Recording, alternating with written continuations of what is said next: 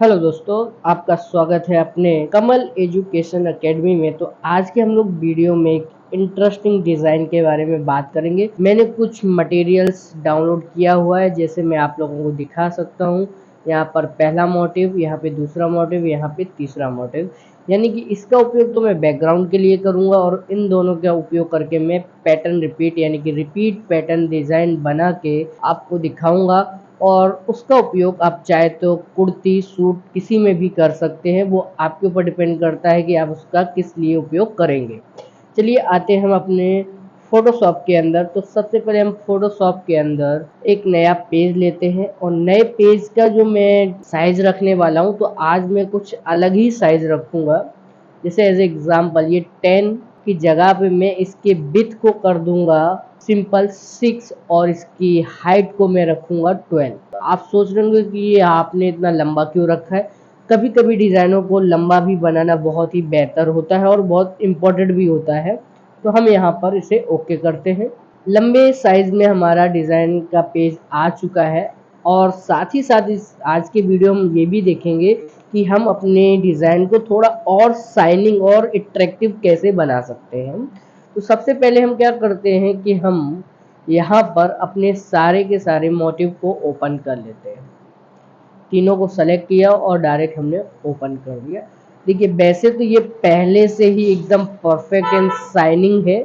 बस हमें इसमें करना क्या है कि हमें इसमें से नीचे के मोटिव को डिलीट कर देना है और उसके बैकग्राउंड को रिमूव कर देना है, जिससे क्या है कि हमारा डिज़ाइन अलग हो जाए और उसके बाद हम इसका उपयोग कर सकते। तो यहाँ पर हम मैजिक वॉन्ड टूल का उपयोग करके एक ही बार में सिलेक्शन लेंगे और डिलीट मार देते हैं। डिलीट कर देने के बाद काफ़ी और भी जगह है जहाँ पर बाकी है, तो हम उन्हें वन बाय वन सेलेक्ट भी कर सकते हैं।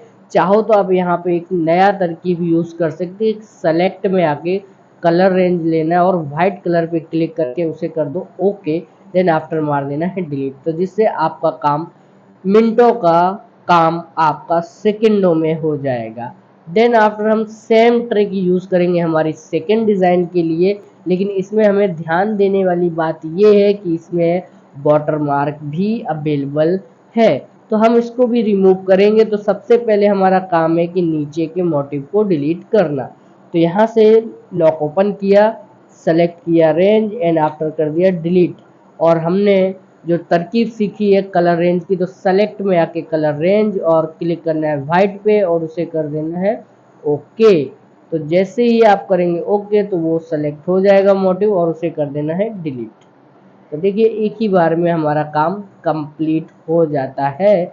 अब यहाँ पर आप साथ में देखें तो यहाँ पर वाटर मार्क हमें नज़र आ रहा है, तो आप इसे थोड़ा थोड़ा क्लियर कर सकते हैं सिलेक्शन करके। तो जैसे मैंने यहाँ से इसे सेलेक्ट किया, इस कलर को हम पहले से ऑब्जर्व कर लेंगे और उसमें हम डायरेक्ट फिल कर देंगे। सेम ट्रिक से आप बाकी जगह भी कर सकते हैं। चाहो तो क्लोन ऑप्शन का उपयोग करके आप थोड़ा थोड़ा कलर का भी उपयोग करके उसे भर सकते हैं, जिससे क्या होगा कि आपका काम और भी परफेक्ट नज़र आएगा। वैसे तो आप देख रहे हैं कि इसमें कलर का थोड़ा बहुत फ़र्क आने लगा है, क्योंकि जो मैंने कलर सिलेक्शन किया था वो इसके ऊपर अच्छे से ऑब्जॉर्ब नहीं हो रहा है। तो हम यहाँ से सेलेक्ट रेंज में उपयोग करके सेम कलर को सेलेक्ट करेंगे और उसे कर देंगे ओके। तो देखिए फिर भी यहाँ पर देखिए डॉटेड आ रहा है, परफेक्ट सिलेक्शन नहीं है। तो हम यहाँ पर क्या करते हैं, उसके रेंज सेक्शन को बढ़ा देते हैं। तो जैसे ही आप इसके रेंज सेक्शन को बढ़ाओगे तो एकदम डार्क सिलेक्शन आ जाएगा और उसे ओके करने पे देखिए ये काफ़ी हद तक बढ़ा, लेकिन मज़ा नहीं आ रहा है। तो कोई बात नहीं, हम इसे अलग तरीके से शाइनिंग रूप में लाएंगे, लेकिन हम पहले अपना काम कर लेते हैं कि हमने जहाँ जहाँ पर ए लिखा हुआ है उसे रिमूव कर लेते हैं। तो इसे मैं सेलेक्ट करता हूँ और उसे रिमूव कर देता हूँ। अब नीचे वाले कलर को भी सेलेक्ट कर लेते हैं और उसे भी हम कंप्लीट कर लेते हैं। चाहे तो आप ब्रश टूल का डायरेक्ट यूज़ करके भी यहाँ पे कलर भर सकते हैं। ऐसा कोई इम्पोर्टेंट पॉइंट नहीं है कि आपको सेलेक्ट ही करना पड़ेगा। और ये थोड़ा वाइट ज़्यादा सेक्शन दिख रहा है, तो इसके लिए हम क्या करेंगे कि हम पुराने कलर को वापस लेते हैं और इसमें हम एक परफेक्टली पास से शाइनिंगली उसको रिमूव कर देते हैं। अभी हम देखते हैं कि हमारा यही मोटिव नीचे साइड भी अवेलेबल है, तो हम यहाँ से भी इसे कंप्लीट कर लेते हैं। सेम यही पैटर्न आपको नीचे मिलेगा, यहाँ पर भी हम उसे कंप्लीट कर लेते हैं परफेक्टली। ये थोड़ा साइड से भी है, उसे भी हम कंप्लीट कर लेते हैं। और यहाँ पर बीच में भी कुछ अवेलेबल है पैटर्न्स, उसको भी ध्यान से देख लीजिए, क्योंकि आपका एक भी पॉइंट अगर उसमें रह जाता है तो आपके डिज़ाइन में वो छाप आपको दिखाई देगी। तो इस चीज़ का आपको ध्यान रखना पड़ेगा कि आप जब डिज़ाइन बना रहे हैं तो आपको अपने एक एक पॉइंट को बारीकी से क्लियर कीजिए कि आपका कहीं पर डिज़ाइन का मोटिव अधूरा तो नहीं रह जा रहा है। अगर अधूरा रह जा रहा है तो उसे आप उसे कंप्लीट कीजिए, क्योंकि अधूरा रहेगा तो ये आपकी डिज़ाइन को ख़राब कर देगा। चलिए, एक भी कंप्लीट हो गया, तो अब हम आते हैं हमारे ओरिजिनल इस बैकग्राउंड पैटर्न का यूज़ करेंगे किस प्रकार से। तो हम इसका एक बार रिपीट चेक कर लेते हैं कि ये परफेक्ट है कि नहीं है। तो यहाँ पर रिपीट पैटर्न पे क्लिक करेंगे और इसे हम चेक करेंगे, तो हमारा रिपीट पैटर्न में थोड़ा सा प्रॉब्लम है। कैसा प्रॉब्लम है? आप देख सकते हैं कि नीचे की लाइन और ऊपर की लाइन में कोई भी कॉम्बिनेशन नहीं आ रहा है। अगर ये कॉम्बिनेशन नहीं आएगा तो आपकी डिज़ाइन में क्या होगा, इस तरीके से आउटलाइन शो होगी। तो इसे हम अपने कॉम्बिनेशन में लाने के लिए हम क्या करेंगे कि हम अपने इसी मोटिव को एक बार यहाँ से रिपीट सेक्शन से उसे ट्राई करेंगे और उसे बैठाने का कोशिश करेंगे। थोड़ा सा कटआउट का ऊपर नीचे प्रॉब्लम आ रहा है, तो हम यहाँ पे एक प्री सिलेक्शन करेंगे। प्री सिलेक्शन का मतलब होता है उसी चीज़ को वापस सेलेक्ट करना। तो मैंने यहाँ से इस मोटिव को इस लाइन से अटैच करवा दिया है। सेम सेक्शन हम चाहे तो नीचे भी सिलेक्शन करवा सकते हैं, जिससे क्या उसे होगा प्री सिलेक्शन। और साइड से हमने ले लिया यहाँ से सेलेक्शन, और सेम इसका जो जितना डिस्टेंस आप रखना चाहते हैं उतना डिस्टेंस रख के साइड से भी आपको कर देना है सिलेक्शन। अब ये जो बीच का बॉक्स आपका बचा है, तो इतने हिस्से को आपको कर देना है क्रॉप। तो इसको हम करते हैं सेलेक्ट करके क्रॉप, और अगेन ट्राई मारते हैं पैटर्न रिपीट का कि ये परफेक्ट है कि नहीं है। तो अब हम देखते हैं, तो ये हमारा पैटर्न एकदम परफेक्टली बैठ चुका है। अब आपको क्या करना होगा कि इस पैटर्न को जो हमने बनाया है उस पैटर्न को डिफाइन पैटर्न में कन्वर्ट करना है। तो आपको सिंपल एडिट में आके आपको डिफाइन पैटर्न पे क्लिक करना है, और इसका आपको जो भी नाम देना है डिज़ाइन के हिसाब से इसे प्रोवाइड कर सकते हैं। देन आप आफ्टर हम आते हैं अपने नए पेज पे जो हमने डिज़ाइन के लिए लिया था, वहाँ पर आपको लेनी होगी नई लेयर। नई लेयर लेने के बाद आपको क्या करना है कि उस पैटर्न डिज़ाइन को यहाँ पर करेंगे फिल। तो यहाँ से हमने सेलेक्ट किया और उस डिज़ाइन को हमने कर दिया फिल। फिल करने के बाद आपको अगर इसकी साइज में कुछ परिवर्तन लाना है, छोटा बड़ा करना है, तो थोड़ा बहुत आप इसे 19-20 कर सकते हैं। करने के बाद अब आपको इस डिज़ाइन का बैकग्राउंड भी डिसाइड कर लेना है आपकी डिज़ाइन के आधार पे। तो मेरी डिज़ाइन और कलर कॉम्बिनेशन देखते हुए आपको क्या लगता है, तो मैं यहाँ पर नेवी ब्लू कलर डार्क में डिसाइड करूँगा, क्योंकि मुझे उसी कलर के हिसाब से इस पर पूरा वर्क करना होगा। तो हम आते हैं अपने ओरिजिनल डिज़ाइन पे जहाँ पर मैंने उसको बनाया है। तो यहाँ पर बैकग्राउंड उसको नेवी ब्लू कलर में फिल कराता हूँ, और ये जो हमने पैटर्न इसमें फिल किया था वो इसे हम मिक्स कराएंगे।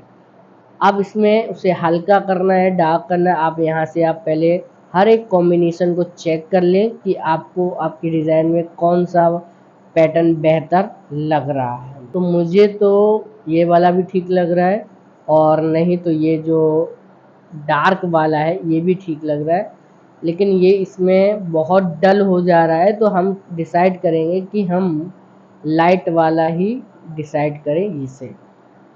देखिए, डिज़ाइन के आधार पे हम उसे भी चेक कर लेंगे कि क्या रखना है। अब हम इसके इस मोटिव को यहाँ से ड्रैग करके अपने डिज़ाइन में लेके आते हैं। तो देखिए, डिज़ाइन तो यहाँ पर आ गई है, लेकिन एक्चुअली प्रॉब्लम क्या आ रही है कि ये उसमें डिज़ाइन को बैठा तो दिया, लेकिन वो बैकग्राउंड के साथ है ना खिल नहीं रही है। क्यों?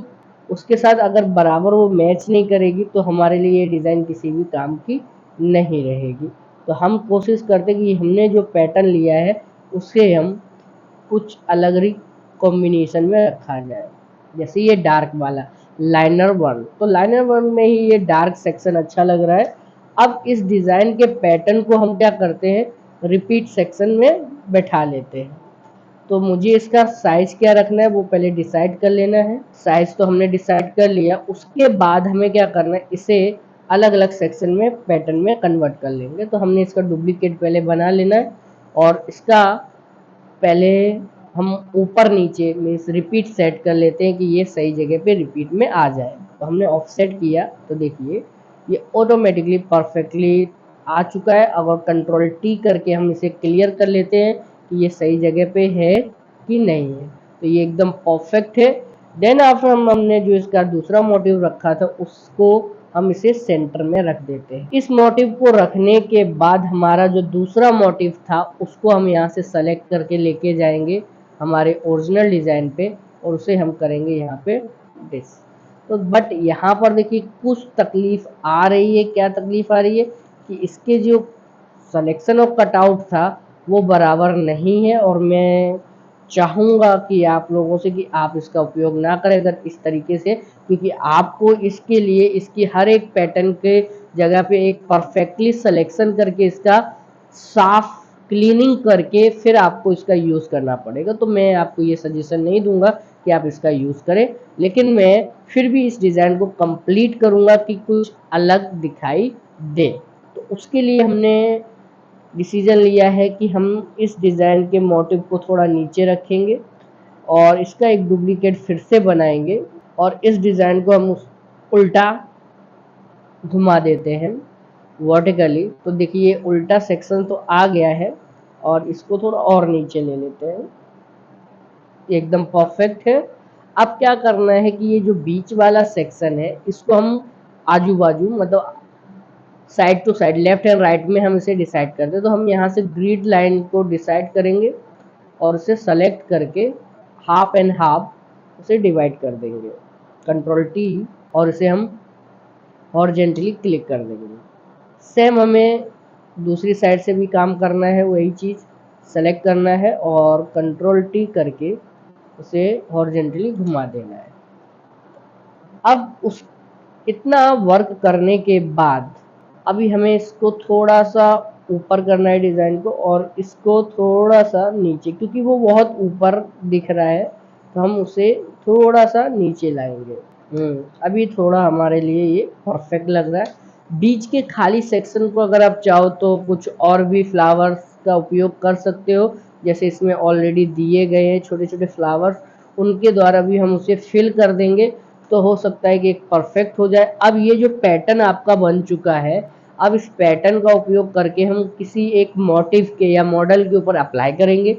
तो उसके लिए आपको क्या करना पड़ेगा, तो सबसे पहले आप इस फाइल को जेपीजी में सेव कर लें।